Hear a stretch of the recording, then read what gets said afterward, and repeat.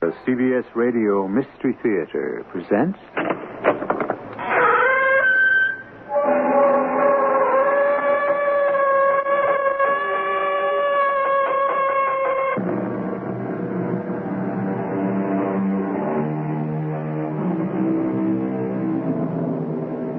Come in. Welcome. I'm E.G. Marshall. This is the story of a god. There have been many gods since the dawn of civilization, but no god bore so strange a name as the one you're going to meet right now. No god before him looked and talked the way this god did in the beginning of mankind's 21st century. Yes, this is the story of a future god. Not a very distant future, because his official recorded birth is July the 19th, 1977. Like most gods, history has obscured the mundane facts of his beginning, the place of his birth, the names of his parents, even the full name they gave him. Only one name survived, the family name, Smith. What is that thing, Smith? What have you got in that glass box? It's a world, Luke. A what? A world. A world I made all by myself. Smith's world.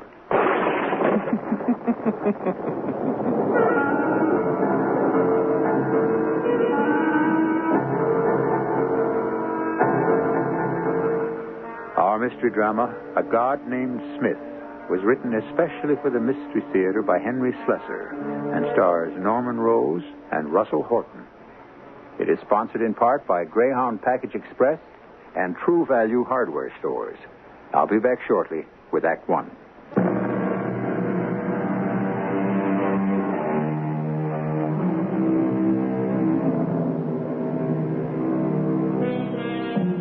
Who is Smith? What gave him the power to become a god? And what did he do with his power? There's only one man who can answer these questions, and even he could never reveal all the mysteries that made Smith the wonderment of the early 21st century. But when the biographers of Smith sought out the strange and wondrous facts of Smith's life, they came to Luke Wingate first. Go on. Have some. It's a rare vintage, 1979. I don't think so, Mr. Wingate. It's a long drive back to town. You don't mind if I help myself? No, of course not. Smith himself gave me this wine. A whole case of it. This happens to be the last bottle. That makes it kind of historic, doesn't it? Kind of. Well, go ahead. You want to know about the time that I first met Smith, I know you've answered it before, Mr. Wingate, but... But you feel obliged to ask it just the same. No, it's all right. Don't mind repeating myself. You met Smith in college, didn't you? Ardmore University? That's right. I was a sophomore then, back in the 1980s. We were 20 years old. And I remember the day, all right. It was one of my hangover days. It was a Sunday, and I was content to sleep until Monday's classes. But then I heard this voice. Pardon me, is this Mr. Wingate's room? He was something I didn't expect. A long-headed kid about 12 or 13, with a sad mouth and hair the color of dry straw. He was carrying a suitcase that was putting a strain on his thin arms and shoulders. I'm sorry to disturb you, but I was told to come up here. My name is Smith. Then I remembered who he was. For a month, we'd been hearing rumors about a boy prodigy who was being transferred from Crowley College to Ardmore. Obviously, Smith had the misfortune to run into Gil Curtis on his first day. Curtis was the class clown, a senior with a heavy-handed sense of humor. Mr. Curtis said something about getting a left-handed monkey wrench from you. Of course, I told the kid what he was dealing with, that Curtis was only pulling a stale old joke. He didn't think it was funny. I told him to forget it, that it was typical of the stuff Curtis laid on the freshmen. Oh, I'm not a freshman. I'm a senior. He was a senior at 13 years of age? I found out that he was only 12. I learned that 2 weeks later when I was crossing the campus and saw Gil Curtis himself intercept Smith. Hey, Junior, whatever happened to that left-handed monkey wrench? Oh, sorry it took me so long to find one. Oh, you finally did, huh? Yes, I did. Do you want to see it? Hey, Luke, Did you hear what the kid said? He's got a left-handed wrench. It's in my room. I'm staying at the Ivy house if you'd like to take a look at it. Oh, I sure would, Junior. You want to come along, Luke? I did go along.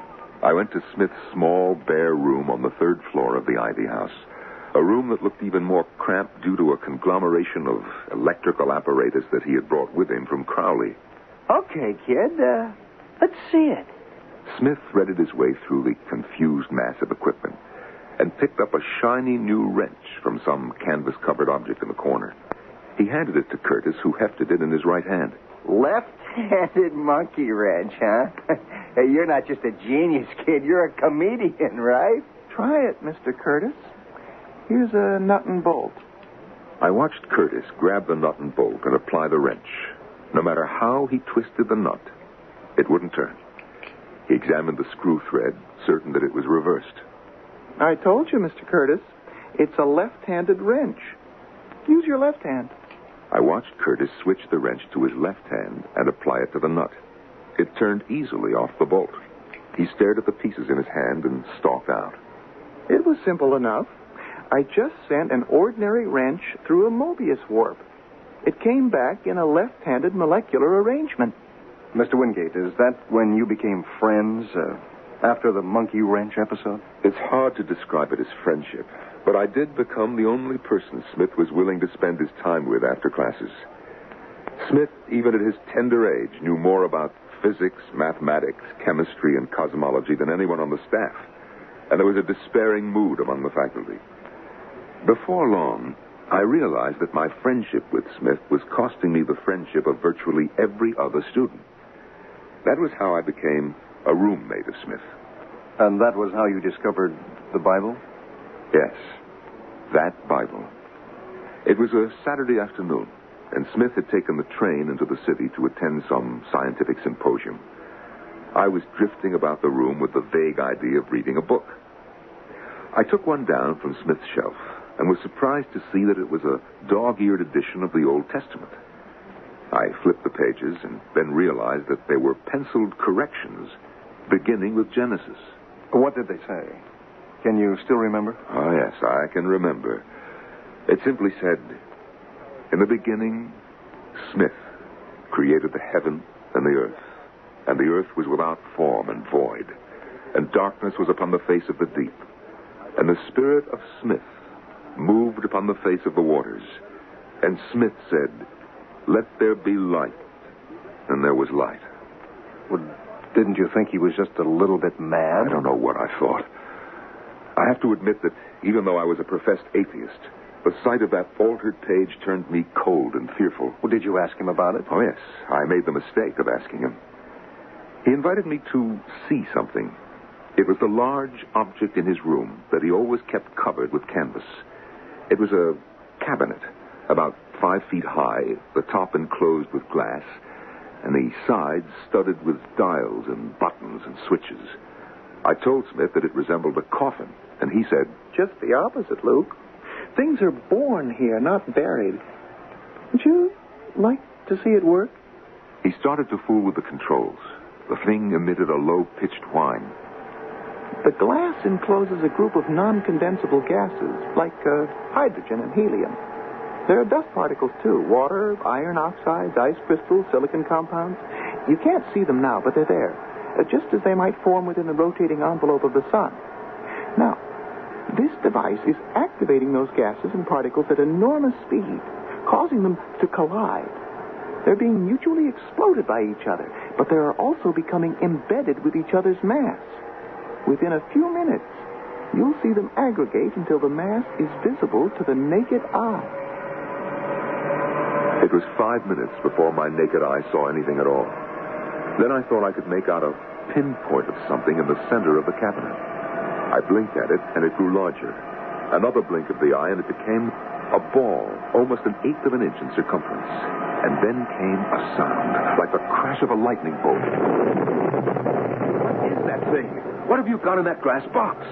It's a world, Luke. A what? A world.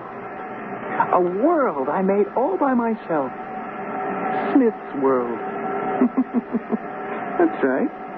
It's a small planet created out of an artificial cosmos.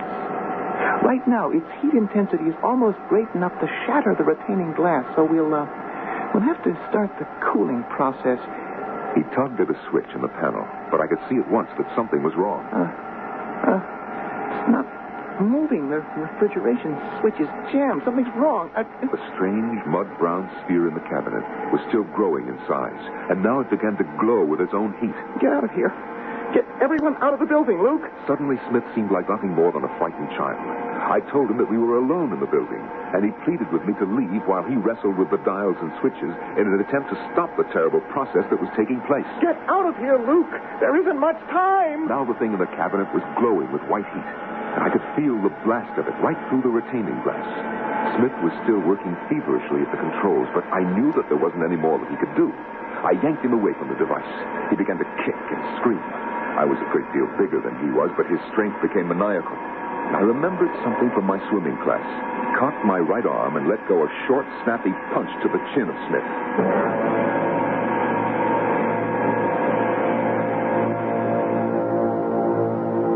You saved his life, didn't you? You know what Smith said later, of course, that I was his guardian angel the day of the explosion. He called it a miracle. The miracle was that nobody was killed. The entire building was demolished. The area was radioactive for a good 3 months after. And, of course, Smith was expelled from Ardmore. In fact, it was on the day of his departure that he told me the only facts I'd ever learned about his childhood. His father had died when he was 3.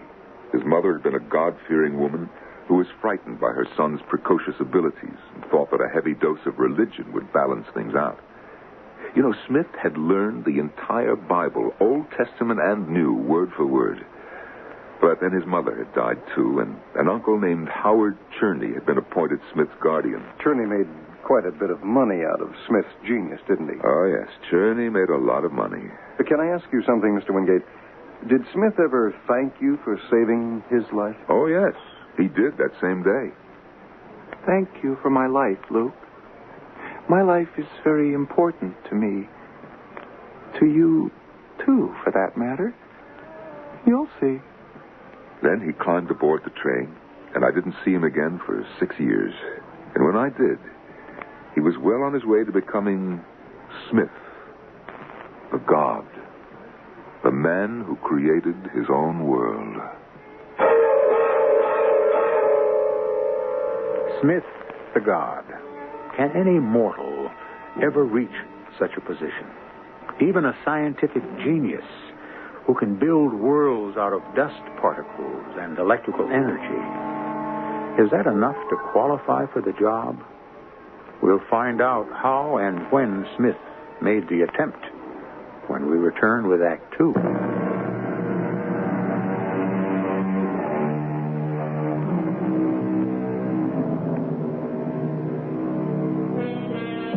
6 years have passed since the Ivy House at Ardmore University vanished in a cloud of charged atoms, leaving the ground bristling with dangerous radiation, leaving the memory of a strange young man with the ability to both build and destroy.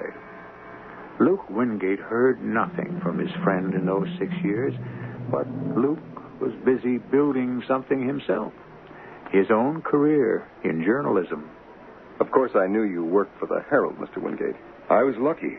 There were 40 guys in my graduating class trying to get that job. But I had a gimmick.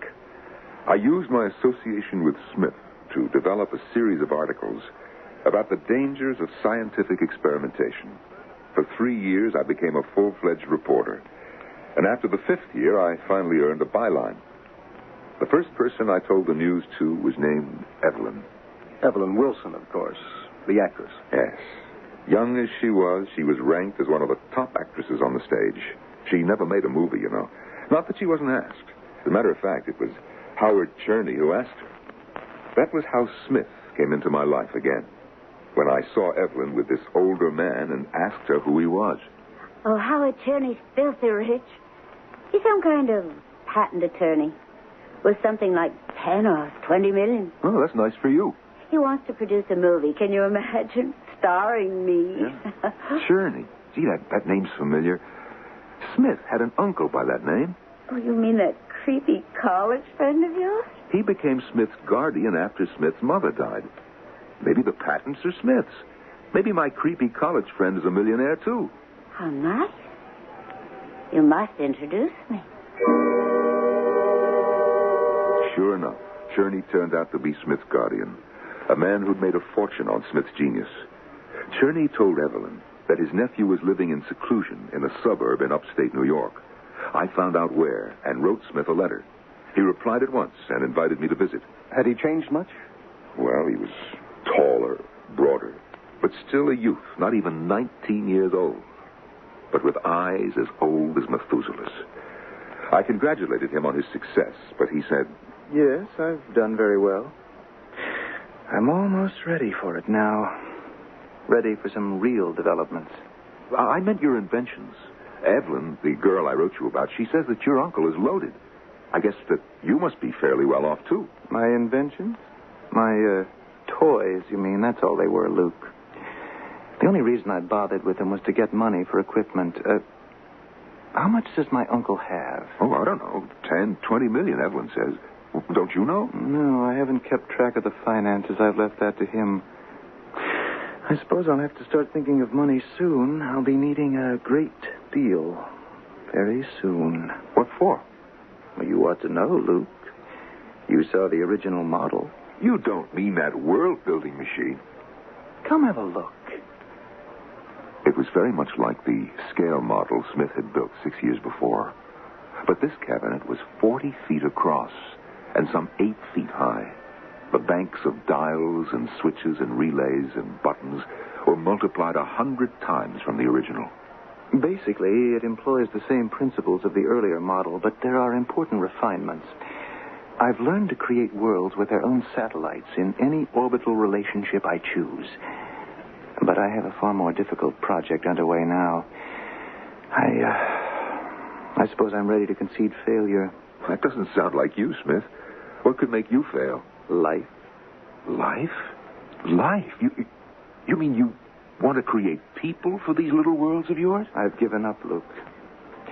I'll be satisfied just to create the new world itself. That's what I'm going to do. Build a world? That's right. A better world, Luke. A world without fault and a world without end. A world where nature is subservient to man and man subservient to God. A world where man can live in peace and harmony and in the comfort of eternal truth. How do you like my little speech? Smith, are you serious? Deadly serious, Luke. Within 2 or 3 years, I'm going out into space and add another planet to our solar system. Another planet? Another Earth. I can do it, you know. It's all a matter of time. And of money, of course. Enormous amounts of money. How much did you say my Uncle Howard has? Between 10 and 20 million. Yeah. Yes, that'll do for a start. Do you have any connections in the stock market? Oh, no. Doesn't matter. I can learn what I don't know. Luke, would you like to join me in this enterprise? Me? To do what? To assist me, to be my companion, my friend. I know it's a great deal to ask, but I'd like you to be on Smith's world, Luke. When I create it, people it, bring it to a state of perfection. No, Smith, I don't think so. You're being foolish, Luke. I'm offering you the opportunity to be my principal assistant, to be God's right hand. Thanks, Smith, but no. I like the world I have. And don't forget, I'm an old atheist, remember? I don't believe in gods. Not even when they're you.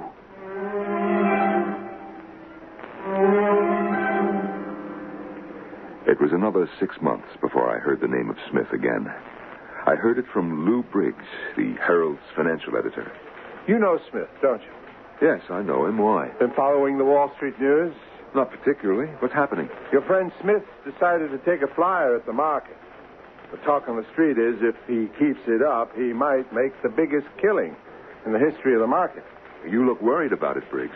Well, if he continues to be successful, he'll cause a panic. Excuse me, Briggs. Wingate. Luke, it's Evelyn. Oh, yeah. Hi, how are you? I'm terrible. Look, an awful thing has happened. Can you see me right now? What's the matter? It's Howard Cherney. He's dead. He shot himself. Something to do with the stock market. I didn't think people did that kind of thing anymore, but he did it. That was how Smith's uncle died. That was how the fortunes of thousands of so-called market experts were wiped out. But Smith had his millions, and Smith had his dream. And shortly after that, I had no job. I don't understand it, Luke. Why would the paper fire you? I'll tell you why. It's because Smith told them to. From what I heard, Smith bought a controlling interest in the Herald. One of his first acts was to get me canned. What's so flattering about that? I wrote Smith and accused him of getting me bounced. And this is the telegram he sent me. You're correct. However, greater employment opportunity awaits you immediately. Salary $100,000 a year. Reply at once if interested. Smith. Now, you understand? He's trying to buy a friend, Evelyn. Don't you see? You are going to accept. Aren't you, Luke? 100,000's a lot of money. I couldn't make that in 5 years on the paper. Oh, with a salary like that, we could even get married, couldn't we? But you didn't marry, did you? No, we didn't marry. At first, because I was too busy. Because I was the first employee of Smith Incorporated to move into the 87-story Smith building in Flushing Meadows.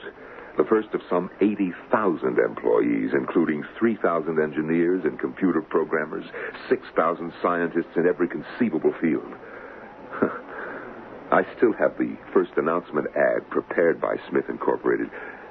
Do you remember this? May I see it? Wanted 1 million superior men and women.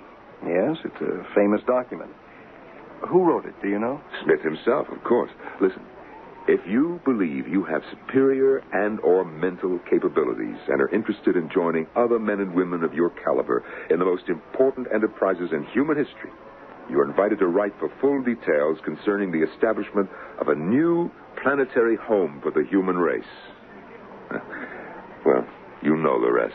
The world thought it was a joke, of course. But there were more than 25 million applications. Smith was pleased by the response, but his happiness was short-lived. When the testing procedure began, it became apparent that the Smith standards were far too demanding to produce the 1 million superior men and women demanded by Smith. After almost a year of testing, only 160,000 candidates were marked acceptable. And what did you do, Mr. Wingate? Me? Well, I was given the title of assistant to the president. I was paid regularly, stationed in a 6-window office the size of a small railroad terminal, and given nothing to do. You were right, Luke. You were absolutely right. Smith wanted to buy himself a friend. Well, Evelyn, there are worse things to be. Are there? Oh, I want you to quit, Smith. I was wrong to tell you to take this job. Ev, it won't be for long. I swear it. In another year, he'll have that manufactured world ready, and then it'll be over. We can take our money and run. Do you really believe that? What makes you think that you won't have to go to Smith's world, too? Oh, he'll want you there, Luke. He needs you. Since when does a god need anyone? He'll get what he wants, Luke. Oh, quit now. Oh, we're through. Oh, Ev, you don't mean that. I do, Luke. I'd rather lose you now than later. The next day, I sent my letter of resignation to Smith. And that night, I received a telegram. It said, "Accept your resignation with reluctance. However, implore you to perform one last important errand. Please visit Dr. Martin Corcoran at Salo Laboratory, San Francisco, to enlist his interest in our enterprise." So you went to San Francisco? Yes, I went. It was a long and difficult task, convincing Dr. Corcoran, and it took me 35 days to get his affirmative answer. My first stop when I returned home was Evelyn's apartment.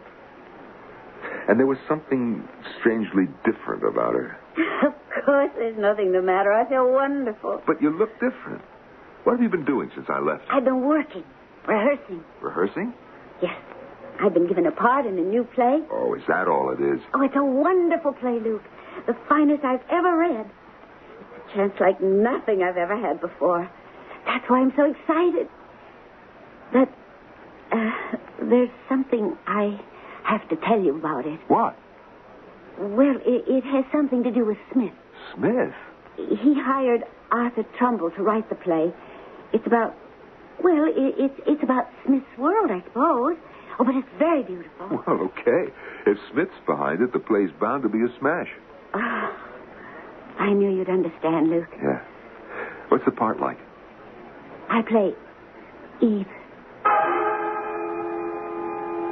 It was a month before the play opened that the first Smith space vehicle was launched from Death Valley. Its time of departure, its cargo, its destination, its purpose were all kept secret. 2 days later, another ship was launched, and days apart, 2 other ships headed out to join the other Smith vessels on some mysterious mission in outer space. I had no idea how Smith planned to build his world away from the controlled conditions of the laboratory. But that was his problem. My problem was Evelyn. Few of us who were there will ever forget the first performance of Arthur Trumbull's The World. The excitement crackled like a tangible electrical force in the huge theater where the play was having its premiere. It's quite a play. Some critics think it's a religious play, but only those who knew Smith could realize the real significance of its message. The terrible meaning concealed in all that glib, poetic dialogue. I knew that Smith had subtly guided Trumbull's hand. It ended up as a message of praise of God. A God named Smith. Pardon me, Mr. Wingate, but wasn't that also the night that, well, you know? Yes, that was the night I got drunk. Right after the curtain came down. I tried to see Evelyn backstage, but I couldn't get to her through the mob. I went out and spent the next 3 hours in a neighborhood bar getting thoroughly stoned. Then I went up to her apartment and used the key I had. Look! Well. What do you know? You've got company. Hello, Luke. Smith, what a surprise. I'm sorry, Luke. I'm really very sorry. Oh, it's not your fault, Smith. No, sir, it's not your fault. It's my fault for just barging in here. Oh, Luke, please try to understand. It's okay, Ev. No kidding. It's my fault, like I said. I shouldn't still be using that key that you gave me, huh? Here, Smith, you better take the key now, along with all the other privileges. Only, I don't suppose you really need a key, do you? A god ought to be able to walk through walls. I never said I was a god, Luke. Oh, but you are. You are, Smith. You're a god, and you have to be worshipped. Luke, don't. Oh, please, Luke, get off your knees. Thank you, O Lord. Thank you for all our blessings. Thank you for my salary, Lord. And then thank you for my bonus, Lord. Please stop it, Luke. Smith is my shepherd. I shall not want. You're drunk. Hail to our Lord of the universe, Lord of all creation. Hail to Smith the God. And so Smith the God has lost his first disciple. But will that make any difference in his plans for the future? Will that change his mind about building a new home for the human race? And what will become of Smith's world when it enters the orbit of Earth? We'll find out shortly in Act 3.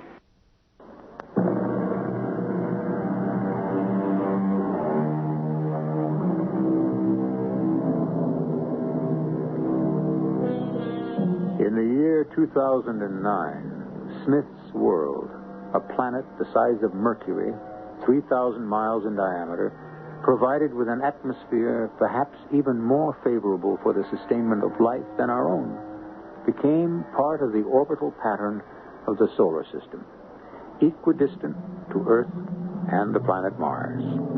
The exodus from Earth to Smith's world coincided with the most disastrous economic panic in history, precipitating riots in a dozen countries, causing hardships for millions left behind.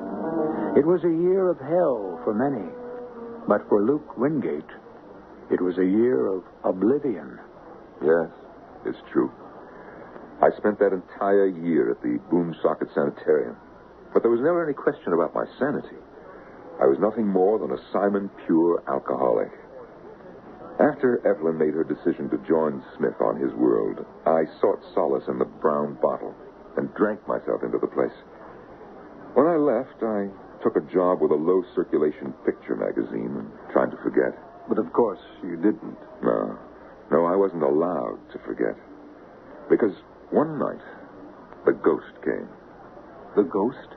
A ghost figure standing at the foot of my bed, shimmering as if in waves of heat, staring at me with hollow eyes. It was Smith. Luke? Who are you? You know me, Luke. I am Smith. Now, don't be frightened. You're not seeing phantoms. This is merely an electronic projection of my own image, a purely mechanical trick. But where are you? I am on Smith's world in my own chambers. What do you want? I want you on Smith's world, Luke. I'm offering you paradise.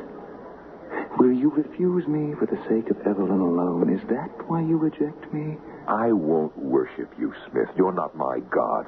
I'm very sorry, Luke. If I ever start praying, Smith, I'll mention you in my prayers. I'll ask forgiveness for you. Forgiveness.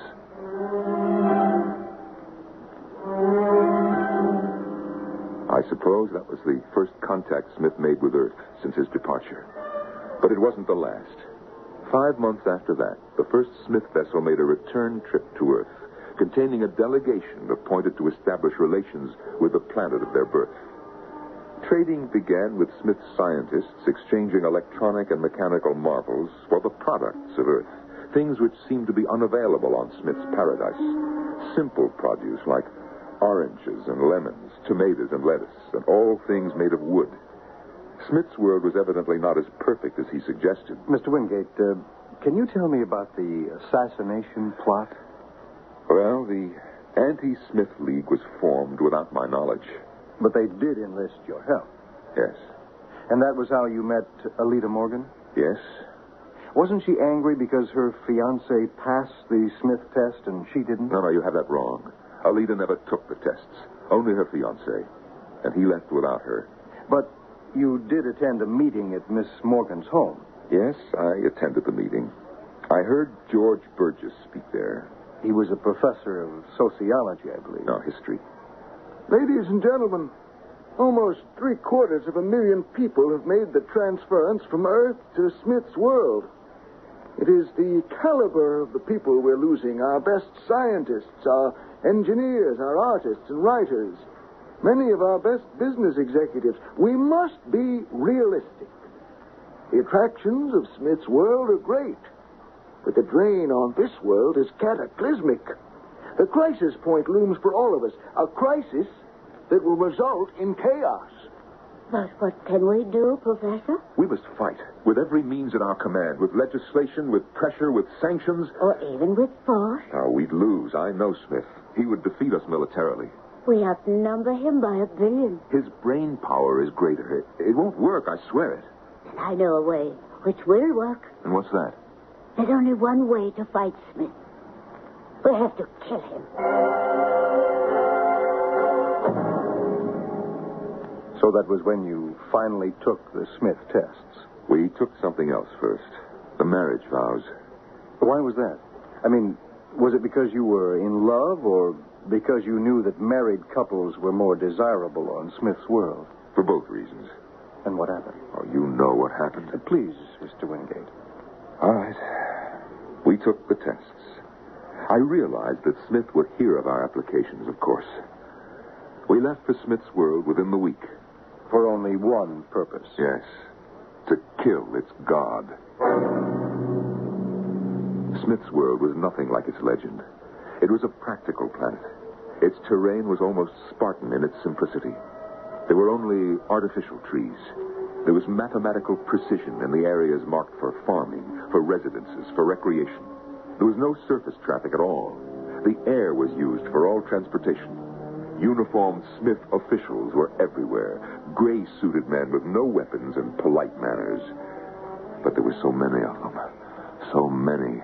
And when did you see Smith himself? That first day, we were taken from the crowd of new arrivals and brought to the white steeple of a building where Smith made his headquarters. We were scanned for weapons, and my belt buckle set off a warning buzzer. I removed my belt, and we passed inspection. But if you had no weapon, how... Well, we had one. But it wouldn't respond to Smith's warning system. And in that moment, I lost some respect for Smith's godlike powers. About this weapon. It was in Alita's hair. Her hair? I saw her hand go to her head, as if to pat a stray lock back in place. She took out the thin bamboo cylinder. It was an ancient, primitive weapon. Maybe the most fitting kind to end the life of a super scientist. A blowgun? Yes, she put it to her lips, and a puff of her breath sent the poisoned wooden splinter right into the heart of Smith. But the attempt failed. Yes, it failed. Because the poisoned splinter went right through the body of Smith, or what we both had presumed was the body of Smith. He was aware of what had happened, of course, and he looked at me sadly. I must congratulate you, Luke, on the simple ingenuity of your plan. Other assassins have used far more sophisticated techniques and failed, but you almost succeeded. Except for one thing, Smith. You're not here. No, my friend, I'm not here. My projection system works very well on short distances, as you can see. Yes, it's perfect, Smith. Like your world. But you didn't really mean it was perfect, did you? No. No, I didn't mean it. Because on the perfect world, there wouldn't be any need for prisons. And there was one on Smith's world, as Alita and I soon learned. It was underground, hidden from the sight of the contented citizens. Long stone corridors leading from one dismal chamber to another. It was more a dungeon than a prison, a storage place for the human refuse of Smith's perfect world. The earth looks red tonight. What? What did you say? My cell window faces west. I can see the earth glowing at night. It glows redder and redder all the time. They say that a day will come when the earth will bleed and Smith's world will burn. What did his words mean? Well, it was a code, a rallying cry for the revolution that was brewing against Smith. I learned that there were 3,000 prisoners in those dungeons, not thieves and murderers, but rebels. How did you escape from that prison, Mr. Wingate? I've heard so many conflicting stories. Most of them are false. I didn't overpower any guards. I didn't use any clever stratagem. You see, I was released by a friend. Luke! Luke, wake up! It's Evelyn. Evelyn, what are you doing here? I'm not here. I'm at home, in the Citadel. Then you're just a ghost, a projection. Yes. But Smith doesn't know what I'm doing. He's in the farmlands. There's some kind of trouble there. Then you know about his machine. Oh, Luke, I've been so wrong. About him, about you, about what I wanted. Evelyn, why did you come here? Something's happening. There have been strikes, riots, outbreaks. I hear talk about something called the Bleeding Earth. Oh, I'm so frightened, Luke. Please help me. I'm the one who needs the help, Evelyn. I'm the prisoner, not you. No. I'm a prisoner, too. Get me out of here. Use your authority as Smith's wife to get me free. Now. Right now, before he comes back. That was how I made my escape from the Smith prison. I was brought back to Smith's Citadel as a guest instead of a prisoner. I found Evelyn waiting for me in Smith's chamber. Luke, what was that? I don't know. It sounded like an explosion somewhere. The sky. Look how red it is. I've almost forgotten what the sky looks like, Evelyn. Oh, come to the window. Luke, what is it? I don't know. There must be flames somewhere, flames in the east. Oh, the farmland. They're burning the fields. Oh, those could be fuel storage tanks. Oh, Luke, I'm so frightened. You said that there was trouble on the farmlands? Oh, hold me, please. I'm shaking all over. Evelyn, listen to me. Luke, I was so wrong. I've missed you so much. I was so terribly wrong. Well. What's fair is fair, isn't it, Luke? Smith? That's what the Bible says, of course. An eye for an eye, a tooth for a tooth, even a kiss for a kiss. Your world is burning, Smith. Yes, I know. I've just seen the farmers put the torch to it with their own hands. It started then. Oh, Smith, has it started? The bleeding earth? You see the mistake I made, Luke? I should have developed my own form of life. Instead, I depended on the miserable ingrates who made a mess of the planet Earth, who were making a mess of my world, too. Is it really your world, Smith? Created by your marvelous world-building machine? Why are we just standing here? They'll burn us down, too. What about it, Smith? This is God's world, isn't it? Not yours. Your fine machine didn't really work in the limits of space. You didn't create Smith's world. Your ships captured this rock from the debris of space. They steered it into the orbit of the solar system.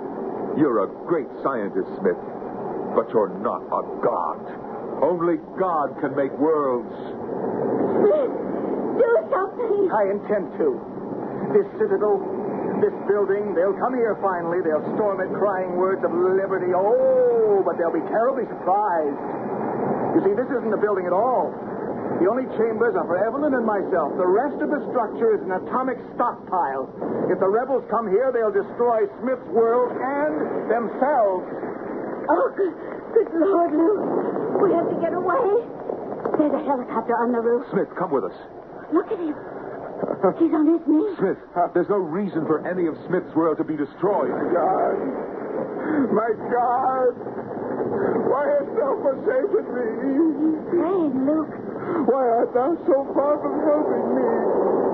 And from the words of my roaring, oh my God, I cry in the daytime and thou hearest not.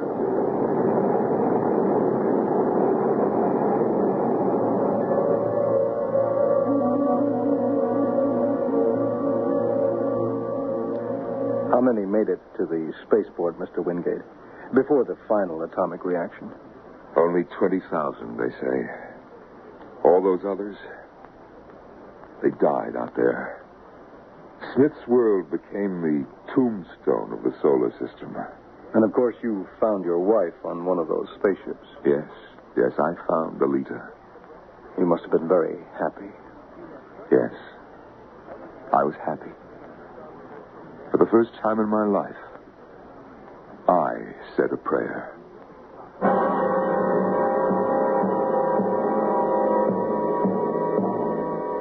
And so, Smith the god is no more. And Smith's world is nothing but a rock orbiting the solar system. A useless object? Maybe not. Maybe it will always appear in the skies of Earth as a memento of man's folly, of what can happen when men not merely forget their gods, but try to take their place. We'll be back shortly.